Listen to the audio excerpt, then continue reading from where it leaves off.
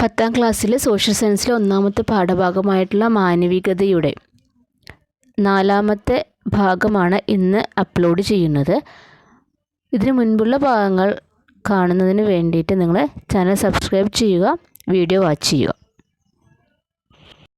അടുത്ത ടോപ്പിക്ക് വരുന്നത് ശില്പകലയാണ് കേട്ടോ. ചിത്രകല പോലെ തന്നെയാണ് വളരെ പ്രശസ്തമായ ഒരെണ്ണം ശില്പകലയായിരുന്നു. പല ശില്പികളും നമ്മുടെ നവോത്ഥാന കാലത്ത് ധാരാളം കഴിവുള്ള ശില്പികളുണ്ടായിരുന്നു. അതിൽ പ്രശസ്തനായ ഒരാളായിരുന്നു ഡൊണാഡെല്ലോ.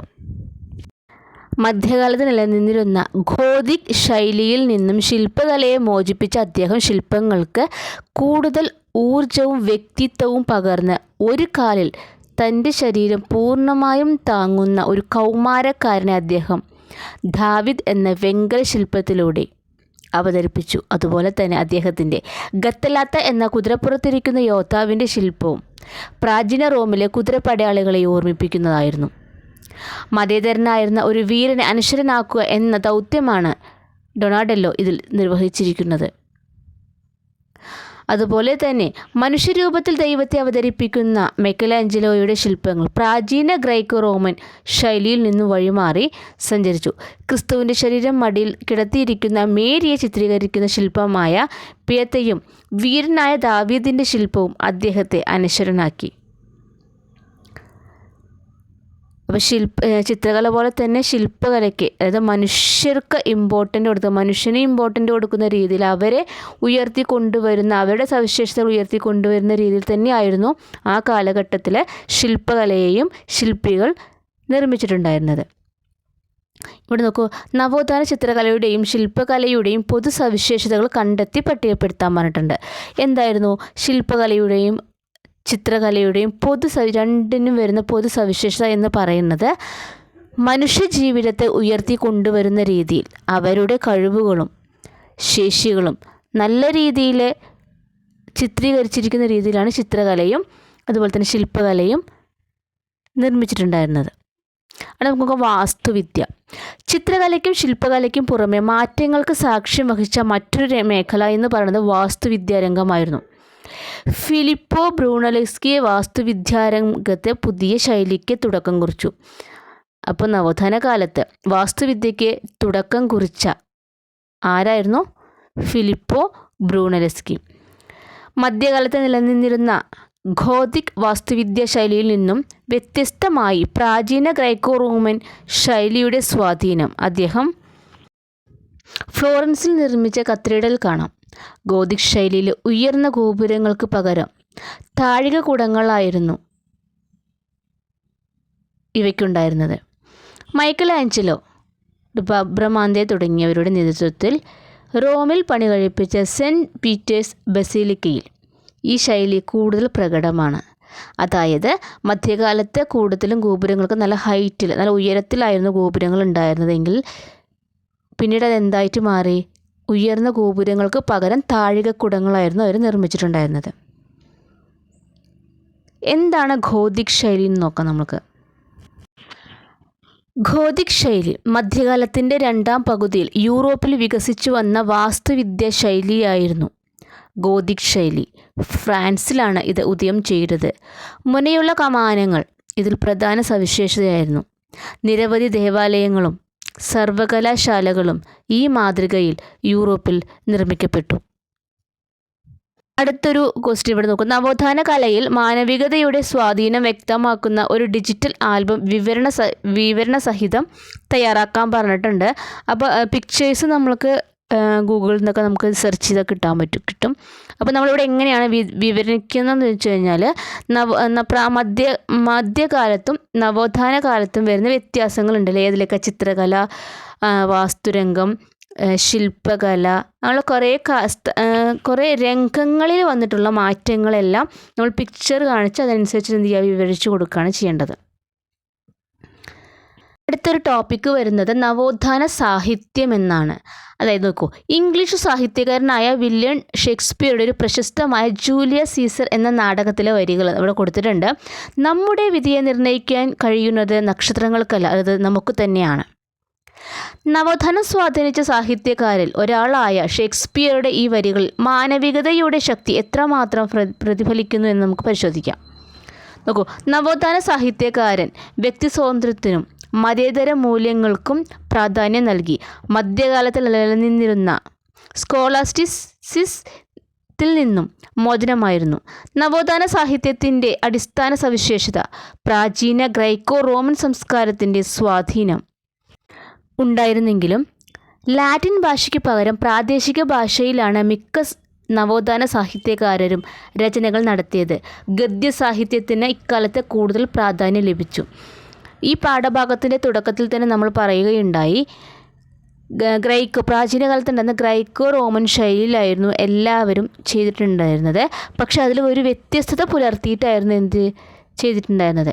അതുപോലെ സാധാരണ ജനങ്ങൾക്ക് കൂടുതലായിട്ട് മനസ്സിലാക്കുന്നതിന് വേണ്ടിയിട്ട് അവരെന്താണ് ചെയ്തത്? പ്രാദേശിക ഭാഷയിലായിരുന്നു മിക്ക നവോത്ഥാന സാഹിത്യകാരരും രചനകൾ നടത്തിയത്.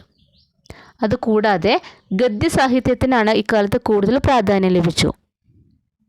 ഗദ്യസാഹിത്യത്തിലും അതുപോലെ തന്നെ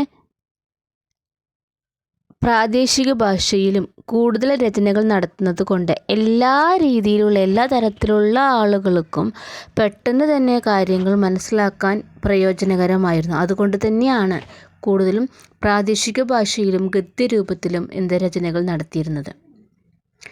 ഇനി നോക്കാം, നവോത്ഥാന കാലത്ത് ശ്രദ്ധേയനായ സാഹിത്യകാരനായിരുന്നു ഡിവൈൻ കോമഡിയിലൂടെ രചയിതാവായ ദാന്തെ.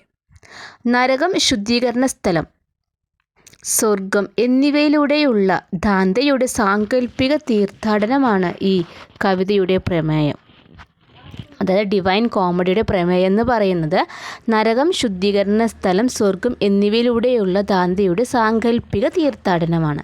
പക്ഷേ മനുഷ്യസ്നേഹം, രാജ്യസ്നേഹം, പ്രകൃതി പ്രതിഭാസങ്ങളോടുള്ള താല്പര്യം, സ്വാതന്ത്ര്യം, ഏകീകൃതവുമായ ഇറ്റലിക്ക് വേണ്ടിയുള്ള മോഹങ്ങൾ എന്നിവ ഇതിൽ ശക്തമായി പ്രതിഫലിക്കുന്നുണ്ട്. ഇറ്റലിയിലെ പ്രാദേശിക ഭാഷയിലാണ് ദാന്തെ ഡിവൈൻ കോമഡി രചിച്ചത്. അപ്പോൾ നമുക്കിവിടെ ഒരു ക്വസ്റ്റ്യൻ വരുന്നുണ്ട്, എന്താണ് ഡിവൈൻ കോമഡി? ഡിവൈൻ കോമഡിയുടെ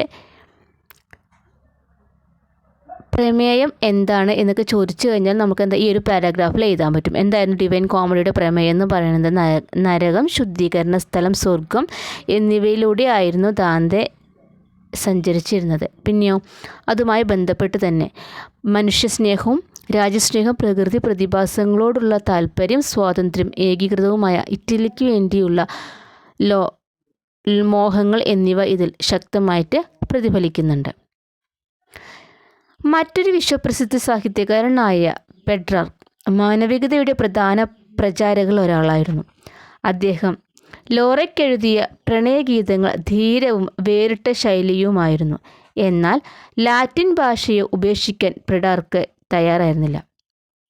ഡെക്കാമറൺ എന്ന കൃതിയുടെ രചയിതാവായ ബൊക്കോച്ചിയും മറ്റൊരു വിഖ്യാതനായ നവോത്ഥാന സാഹിത്യകാരനായിരുന്നു. ദ പ്രിൻസ് എന്ന കൃതിയിൽ നിക്കോളോ മാക്കിയവെല്ലി രാഷ്ട്രചിന്തകളാണ് പങ്കുവയ്ക്കുന്നത്. താൻ ഭരിക്കുന്ന രാജ്യത്തിൻ്റെ അധികാരവും സുരക്ഷയും നിലനിർത്തുക എന്നത് ഭരണാധികാരിയുടെ സുപ്രധാന കടമയായി അദ്ദേഹം കരുതി. ജനങ്ങൾ പൊതുവെ സ്വാർത്ഥന്മാരും അധികാരത്തോടും ഭൗതിക അഭിവൃദ്ധിയോടും താല്പര്യമുള്ളവരുമാണ്. അതിനാൽ തന്നെ രാജ്യത്തിൻ്റെ തലവൻ ഒരിക്കലും തൻ്റെ പ്രജകളിൽ ഒരു വിഭാഗത്തോടെ പ്രീതിയോ കടപ്പാടോ കാണിക്കാൻ പാടില്ല. എല്ലാവരെയും ഒരേപോലെ തന്നെ കാണണമെന്നാണ് അദ്ദേഹം അഭിപ്രായപ്പെട്ടത്. മധ്യകാലത്തെ ഫ്യൂഡൽ ഭരണാധികാരികളിൽ നിന്നും വ്യത്യസ്തനായ ഒരു ഭരണാധികാരിയെയാണ് മാക്കിയവെല്ലി തൻ്റെ ദ പ്രിൻസിൽ അവതരിപ്പിക്കുന്നത്. അപ്പോൾ നമ്മൾ ഈ ഒരു പേജിൽ പഠിക്കുന്നത് പല രീതിയിലുള്ള നവോത്ഥാന കാലഘട്ടത്തിലുള്ള പല സാഹിത്യകാരന്മാരും ചിന്തകന്മാരും അവരുടെ കൃതികളും ആ കൃതികളുടെ പ്രമേയങ്ങളുമാണ് പഠിച്ചത്. അപ്പോൾ നമുക്ക് ഈ ഒരു പാഠഭാഗത്ത് നിന്ന് 1 വേർഡ് ക്വസ്റ്റ്യൻസ് ചോദിക്കാൻ സാധ്യതയുണ്ട്, അല്ലെങ്കിൽ 2 മാർക്ക് ക്വസ്റ്റ്യൻസ് ഒക്കെ ചോദിക്കാനുള്ള സാധ്യതയുണ്ട്. മാച്ച് ദ ഫോളോയിങ് ഒക്കെ വരാൻ സാധ്യതയുള്ളൊരു ഭാഗമാണിത്. അടുത്ത പേജിലേക്ക് പോകുമ്പോൾ നോക്കൂ, ഓരോ രാജ്യവും ക്രൂരതയില്ലാത്ത കരുണാർദ്ദൻ എന്ന സൽപ്പേര് ആഗ്രഹിക്കണം. അതേസമയം ആ കരുണ മറ്റാരും ദുരുപയോഗം ചെയ്യാതിരിക്കാനും അദ്ദേഹം ശ്രമിക്കണം. അതിനാൽ തൻ്റെ ജനങ്ങൾക്കിടയിൽ ഐക്യവും വിശ്വസ്തതയും നിലനിർത്തുന്നതിനു വേണ്ടി ക്രൂരൻ എന്ന പേര് കേൾക്കേണ്ടി വന്നാലും അത് ഒരു രാജാവ് വകവയ്ക്കേണ്ടതില്ല. രാജാവിനെക്കുറിച്ചുള്ള മാണിക്യവെല്ലിയുടെ കാഴ്ചപ്പാടാണിത് മുകളിൽ നൽകിയിരിക്കുന്നത്. ഇതിനെ അടിസ്ഥാനമാക്കി രാജവാഴ്ചയെ സംബന്ധിച്ച് മാക്കിയവെല്ലി മുന്നോട്ട് വയ്ക്കുന്ന ആശയങ്ങൾ എന്തെല്ലാമാണെന്ന് ചർച്ച ചെയ്യുക. ഇതിൽ മാനവികതയെ എത്രത്തോളം പ്രതിഫലിക്കുന്നു എന്നും കണ്ടെത്തുക. അതായത് ഒരു രാജാവ് മറ്റുള്ളവരുടെ ഇടയിൽ കുറച്ച് സ്ട്രിക്റ്റായി, അതായത് കടുംപിടുത്തക്കാരനായെങ്കിൽ മാത്രമേ നല്ല രീതിയിൽ രാജ്യം മുന്നോട്ട് കൊണ്ടുപോകാൻ പറ്റുകയുള്ളൂ. അത് ചില സാഹചര്യങ്ങളിൽ ജനങ്ങൾക്കിടയിൽ അദ്ദേഹം ക്രൂരനാണ് എന്നുള്ള ഒരു വാക്ക് വരാൻ സാധ്യതയുണ്ട്. എങ്കിൽ കൂടി രാജ്യത്തിൻ്റെ പുരോഗതിയും അവിടുത്തെ പ്രജകളുടെ എല്ലാ ആളുകളെയും ഐക്യത്തോടു കൂടി കാണുന്നതിന് വേണ്ടിയിട്ടാണ്. ഒരു തരം ആളുകൾക്ക് അത് ക്രൂരനായി തോന്നാം, കുറച്ച് ആളുകൾക്ക് നല്ല മനുഷ്യനായി തോന്നാം. അതിനുവേണ്ടി ക്രൂരൻ എന്ന പേര് കേട്ടാലും നമ്മളത് വകവയ്ക്കേണ്ടതില്ല എന്നാണ് അവിടെ മാക്കിയവെല്ലി പറയുന്നത്. മാനവികതയുടെ പ്രാധാന്യം തിരിച്ചറിയുന്ന ചില വനിതകളും ഇക്കാലത്ത് ഇറ്റലിയിൽ ജീവിച്ചിരുന്നു. അതിൽ പ്രധാനിയായിരുന്നു മാനവികതാവാദിയും എഴുത്തുകാരിയുമായിരുന്ന കാസാന്ദ്ര ഫെഡേലെ. തൻ്റെ രചനകളിലൂടെ പ്രസംഗങ്ങളിലൂടെയും പ്രശസ്തയായ കാസാന്ദ്ര സ്ത്രീകൾക്ക് ഉന്നത വിദ്യാഭ്യാസം നൽകേണ്ടതിൻ്റെ പ്രാധാന്യത്തെക്കുറിച്ച് സംസാരിച്ചു. ഇറ്റലിയിലെ മാനവികതാവാദികളായ പ്രഭുക്കളുമായി കത്തുകളിലൂടെ ആശയവിനിമയം നടത്തിയ അവരുടെ പ്രസംഗങ്ങളും രചനകളും നിരവധി പ്രസിദ്ധീകരണങ്ങൾ അച്ചടിച്ച് പ്രചരിപ്പിച്ചു. പിൽക്കാലത്ത് നവോത്ഥാനം ഇറ്റലിയിൽ നിന്നും മറ്റു രാജ്യങ്ങളിലേക്ക് സാഹിത്യത്തിലേക്കും വ്യാപിക്കാൻ തുടങ്ങി. അവിടങ്ങളിലും നിരവധി കൃതികൾ രചിക്കപ്പെട്ടു. അവയിൽ ചിലത് നോക്കാം. നോക്കൂ, ഇറാസ്മസ് അദ്ദേഹത്തിൻ്റെ കൃതി എന്ന് പറഞ്ഞാൽ ഇൻ പ്രൈസ് ഓഫ് ഹോളി എന്നാണ്. രാജ്യം നെതർലാൻഡിൽ. അത് ജെഫ്രി ചോസർ കാൻറ്റർബറി കഥകൾ ഇംഗ്ലണ്ടിലാണ്. തോമസ് മൂർ ഉട്ടോപ്പിയ, അതും ഇംഗ്ലണ്ടിൽ തന്നെയാണ്. മിഖേൽ ഡെ സെർവാന്തെ ഡോൺ കിപ്പോട്ട് സ്പെയിനാണ്. ഫ്രാൻസോ റാബെല്ലൈ, അതായത് ഗാർഗൻറ്റുവായും പാൻറ്റുകളും, അത് ഫ്രാൻസാണ്. ഇത് കൂടാതെ നമുക്ക് തൊട്ട് മുമ്പിൽ പഠിച്ച പേജിൽ കണ്ടിട്ടുള്ള നോക്കാം. Dante Divine Comedy, Boccaccio Decameron, Petrarch ലോറയ്ക്ക് എഴുതിയ പ്രണയഗീതങ്ങൾ, മാക്കിയവെല്ലി ദ പ്രിൻസ്. ഇതെന്തായാലും പഠിച്ചു വെക്കേണ്ടതാണ് കേട്ടോ. എന്തായാലും ഒരു ക്വസ്റ്റ്യൻ ഇതെന്ന് ഉറപ്പായിട്ടും ചോദിക്കാവുന്നതാണ്. നവോത്ഥാന കാലത്ത് സാഹിത്യ രചനകളെ ജനകീയമാക്കുന്നതിൽ അച്ചടി സുപ്രധാന പങ്ക് വഹിച്ചിട്ടുണ്ടായിരുന്നു. യൂറോപ്പിൽ ആദ്യത്തെ അച്ചടിശാല സ്ഥാപിച്ചത് ജർമ്മൻകാരനായ ജോഹന്നാസ് ഗുട്ടൻബർഗ് ആയിരുന്നു. 15-ാം നൂറ്റാണ്ടിൽ സ്ഥാപിച്ച അച്ചടിശാലയിലെ അച്ചടി യന്ത്രം ലോഹനിർമ്മിതവും ഒരു സ്ഥലത്ത് നിന്ന് മറ്റൊരു സ്ഥലത്തേക്ക് കൊണ്ടുപോകാൻ കഴിയുന്നതുമായിരുന്നു. അച്ചടി യന്ത്രത്തിൻ്റെ കണ്ടുപിടുത്തം അന്നത്തെ സമൂഹത്തെ എങ്ങനെയൊക്കെ സ്വാധീനിച്ചിട്ടുണ്ടാവാം? അറിവിൻ്റെ വ്യാപനം ഉണ്ടാകാം, സാക്ഷരതയിലുണ്ടായ പുരോഗതി, ആളുകളുടെ അറിവിൽ വായനാശീലം വർദ്ധിച്ചിട്ടുണ്ടാവും അല്ലേ? അങ്ങനെ കുറേ കാര്യങ്ങൾ അച്ചടി യന്ത്രത്തിൻ്റെ കണ്ടുപിടുത്തത്തോടെ അവിടെ നടന്നിട്ടുണ്ട്. അച്ചടി യന്ത്രത്തിൻ്റെ കണ്ടുപിടുത്തത്തെ സാഹിത്യകൃതികളും മറ്റ് ഗ്രന്ഥങ്ങളും ജനങ്ങൾ വ്യാപകമായിട്ട് അച്ചടിയന്ത്രം കണ്ടുപിടിച്ചതോട് കൂടുതൽ രചനകൾ വന്നു. അതെന്താ, ഗ്രന്ഥങ്ങൾക്ക് ജനങ്ങൾ ധാരാളമായിട്ട് വായിക്കാനും തുടങ്ങിയിട്ടുണ്ട്. മാനവിക